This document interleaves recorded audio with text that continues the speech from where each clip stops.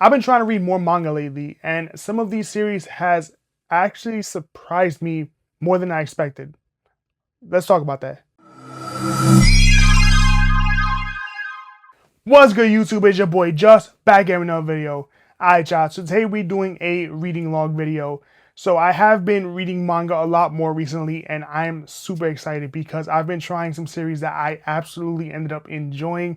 So I just wanted to share with y'all my thoughts and just what I've been reading recently, because I've been reading some newer things, right? Because I do read. I'm one of those. I read manga every day. I technically, because I read my weekly show and jumps. I just spread them out throughout the week. But those I don't really want to talk about because it's the same old. Well, I'm reading Blue Box, Shinobi Undercover, Kagurabachi, One Piece. It's the same stuff every week. I wanted to share with y'all some of the other series that I'm currently reading. So let's check out what I've been reading so far. So the first one I'm talking about is Atabana. I think that's how you say it. So I decided to read Atabana and I absolutely loved it. Now this one I did read digitally, but I'm gonna give y'all a slight spoiler. I'm gonna pick it up. It's gonna be, you're gonna see it in my manga haul very, very soon, and I cannot wait. So aside from that, I loved the premise. So the premise really piqued my interest. It was basically what happens when someone commits murder and it's for the right reason. I actually got that saying from, what was his name? Daniel Peppers. He actually is the one, he did a video, and when he talked about it, it piqued my interest. So I had to try it out. So I decided to try out Atabana, and it's amazing. I really do like the dark psychological atmosphere about it because you understand, okay, this person committed a murder, but now you're seeing everything, because when she confesses to committing the murder, the police actually do an investigation and they realize that what she's saying, how the way she's confessing, how she did everything is not lining up. So the police are doing their own personal investigation, finding out what happened throughout that murder.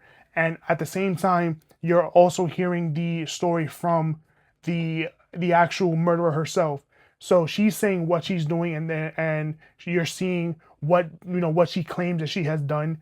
But then you get more evidence from the cops' perspective, and you see, so it did happen, but it didn't happen the way she said it. This was one that honestly I probably wouldn't even tried a few years ago, but my manga taste has changed so much throughout the years that this really piqued my interest. This gave me very similar to Happiness. That's what it felt like almost to me. But this was obviously much more grounded. There's no fantasy. It's much, much more grounded. And I actually kind of like it better. So it comes in what I think is three volumes. I think they're omnibus volumes technically. But it is a relatively short series. I read it all, and wow, I really loved it. I kind of saw the twist coming because I pretty much knew what was going to happen, but the way it was portrayed is really what makes this series so much fun to read. And it's insane. I didn't think it would get as dark as it does. Like, I understand, okay, it's a murder, she's confessing and whatnot, but damn, it gets kind of dark. And after that, I went to something completely different, and that was Dungeon Elf. So as you saw in my previous haul, I got Dungeon Elf. I had read a few chapters before I picked it up and really enjoyed it. So I picked up the physical and actually finished reading it physically.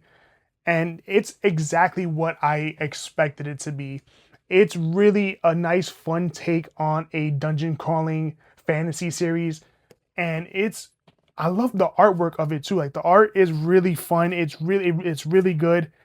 And the fights are good. I wasn't thinking that this would be too much of a battle series, but it's not a battle series at all, but it has good battle, choreography.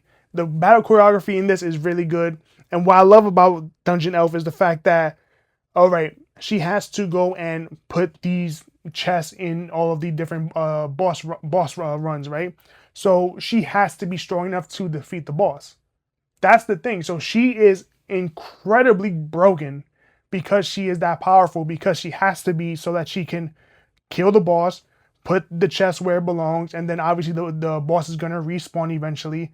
And then whatever travelers come, they're going to be the ones to take out the boss. So yeah, this one is honestly, I think, just a fun read because it's a different take on a fantasy series, right?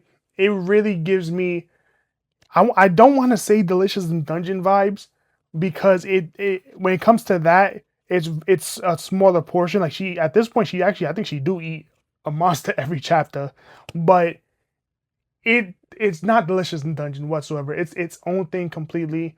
I have no idea how long this series is. I do know a second volume is gonna come out. I would like to see how that is, because this first volume was incredible. So to read it and see what's gonna happen next, I want to know, because I don't want, nah, I ain't gonna spoil anything. I ain't gonna spoil the ending. I'm not gonna spoil the ending of Dungeon Elf, but if you've read the ending, it ends on a cliffhanger, and I cannot wait to see how Volume 2 is gonna crack this world wide open. Once I read Dungeon Elf, I decided to go back to something that was tried and true, because I honestly, I need to get back into the series. So I decided to go ahead and read it, and that is Initial D. So I decided to pick up right where I left off with Volume 6 and Volume 7. So I've been reading more of Initial D, and it's as much fun as I remember. Where I left off, I can't even do that. I'm not gonna spoil nothing for y'all. But where I left off, it was a change of Takumi. He experienced something he had not experienced previously, but I see why people were absolutely going crazy before the omnibus were out, like when it was out of print. I see why everyone was paying these crazy resale fees, paying $100 for a volume of the singles. I can see why. It's amazing. The story is so simple, but yet so complete, that the series is just fun for anyone. You don't need to know anything about driving, racing, cars, anything. The series breaks everything down for you, because our main character, we're experiencing this world through Takumi's eyes, and he knows nothing about cars, racing, and anything like that.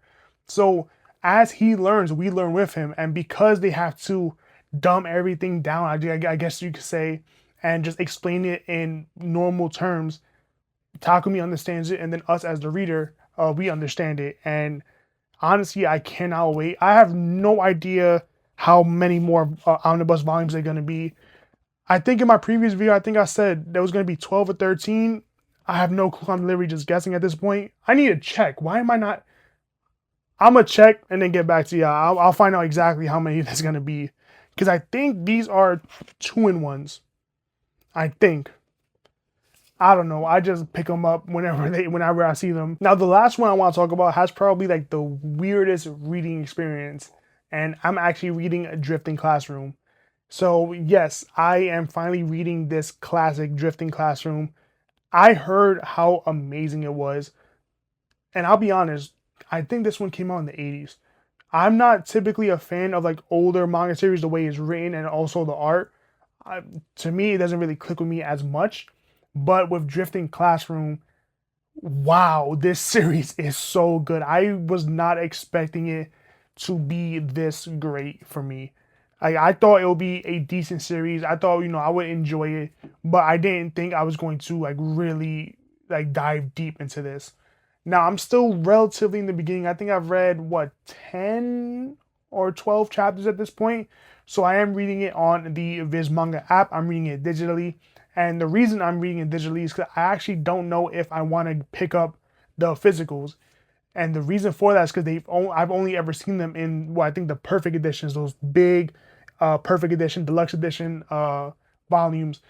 I don't really got the space for that. Honestly, I don't, because the way I have my shelves set up, as you see behind me, they're not really built for that type of trim size. And with Drifting Classroom, it's uneasy. Like, I typically don't like horror manga, I'll be honest, because the horror normally doesn't hit for me anyway.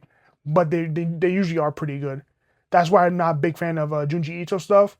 But with Drifting Classroom, this is hitting. I am constantly like on edge reading this series, and it's insane. I want to put out this slight spoiler, because I think if I had known about this, I would have jumped into this series a lot sooner. A teacher stabbed a kid. That's all I'm gonna say. I didn't think this series was gonna go left as it has already. A teacher stabbed the kid. Damn. So because I didn't know it was gonna be that crazy. Like, I'll be honest, I don't even really know what Drifting Classroom was about. I just know, like, I guess the classroom got teleported to like another world or whatnot, and then like all hell break loose. I'm still stuck on that because when the teacher stabbed the kid, I audibly screamed, like, "Oh my god, what just happened? What was I?" It's an incredible series. It's so atmospheric. It's so like unnerving, uneasy because you really never know what's gonna happen. And I really do enjoy that about Drifting Classroom. Like, I'll be honest, if somehow I can find the singles for a decent price, I think the singles are out of print at this point. I would love to pick this up. I would love to add this to my collection. I cannot wait. And damn, these chapters, they like 60 pages a pop. Like, damn. It's taking me a minute to read them all, but if you haven't read Drifting Classroom, this is out of all the series I'm talking about today, you have to. If you have the Viz Manga app, read Drifting Classroom. It's amazing, right, and rightfully so. Like, I think it's even won awards. So that's it for my reading log. That was everything I wanted to talk about with y'all today. And I'll be honest, reading these series and just like finding the time to read again has like really rejuvenated my love for reading manga, because it was a time where like I kind of got a little bit burnt out. I think we all go through that, right? Got a little bit burnt out. I wasn't really reading new series. Hell, I wasn't even reading my TBR list. I was just collecting my series and not really finding the time to read it because so much was going on. Nah, I found the time. I'm making the time. I'm doing everything right. And I love, love, love reading these series. I love finding new series that I absolutely care about. Things like Drifting Classroom, Atabana, Dungeon Elf, and then getting to not reread, but getting to continue my ongoing series like Initial D. I absolutely love it. Now, I can't wait to see how my list is going to change over the year. I'm just gonna give a little plug to my like yearly reading log that I do. I do an entire list of all of the manga series I've read throughout the year. That comes out at the end of the year. So We in May is gonna come out in December. I cannot wait to see how much more manga I'm gonna read between then. But that's it for this video. If you guys made this far, thank you guys so much for watching. If you're new here and you like my content and you like what I'm doing, consider subscribing, leaving a like, hit the bell so I'm posting a video. Follow me on Twitter. Links gonna be in the description. This is your boy Just. I'm off this.